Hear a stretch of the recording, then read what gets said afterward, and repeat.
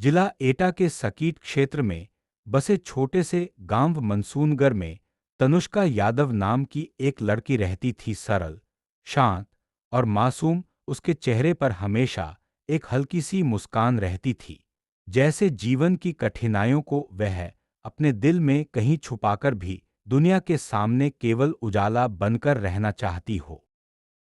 तनुष्का का घर मिट्टी पत्थर से बना हुआ था, पर उसमें प्यार की गर्माहट भरी रहती थी।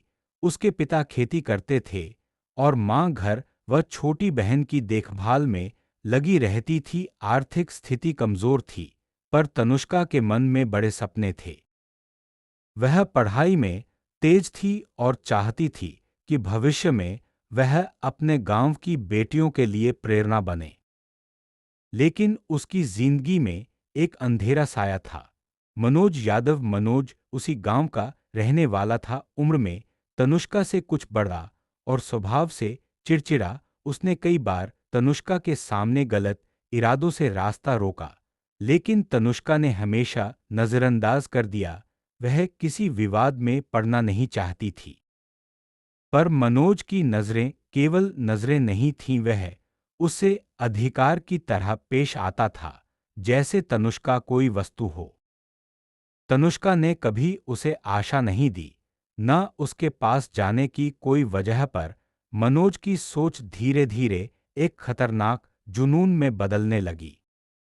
वह उसे स्कूल जाते देखते ही गली में आ जाता, खेतों के रास्ते पर छुपकर इंतजार करता। कई बार तनुष्का ने उसकी हरकतें महसूस की और अपने परिवार से बात करने की सोची, पर यह सोचकर रुक जाती कि कहीं परिवार परेशान न हो जाए।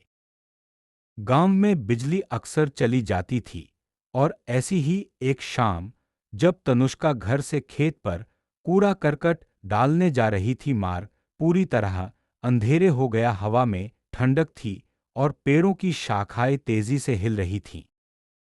तनुष्का तेज कदमों से चल रही थी। अचानक एक खुरदुरी आवाज आई, रुक जाओ तनुष्का, बात करनी है। तनुष्का ने पीछे देखा। वह मनोज था। उसकी आंखों में शराब और जुनून दोनों जल रहे थे। तुम मेरे साथ क्यों नहीं रहना चाहती? मैं तुम्हें पसंद करता हूं, तुम मेरी हो, मनोज ने कर्कश स्वर में कहा। तनुष्का घबरा गई, पर उसने हिम्मत जुटाई।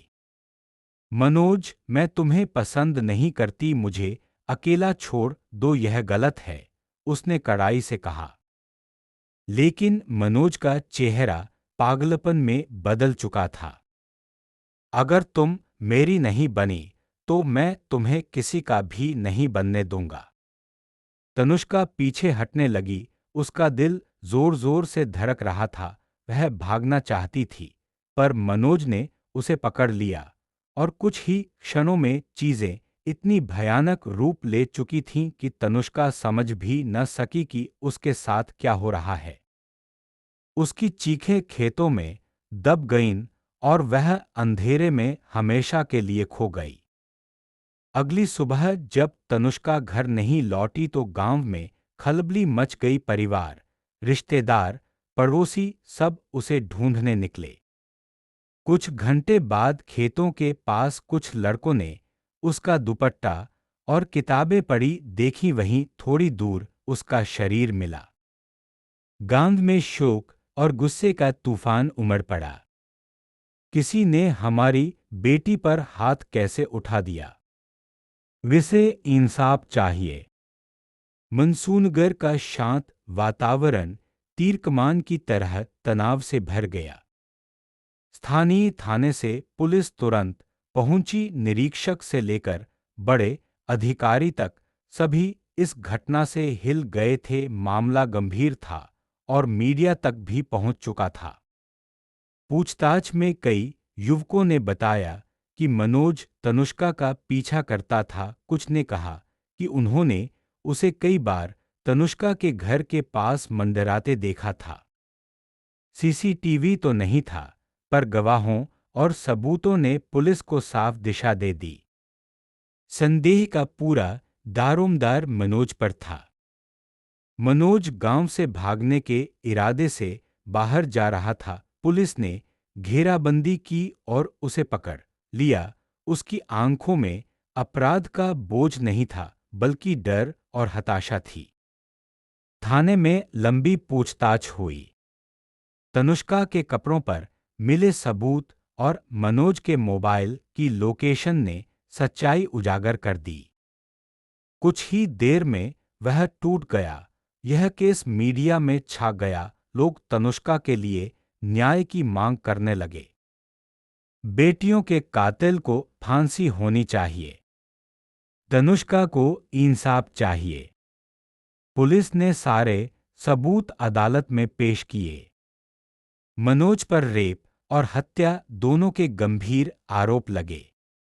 समाज की निगाहें इस केस पर थीं और हर कोई चाहता था कि तनुष्का के साथ न्याय हो।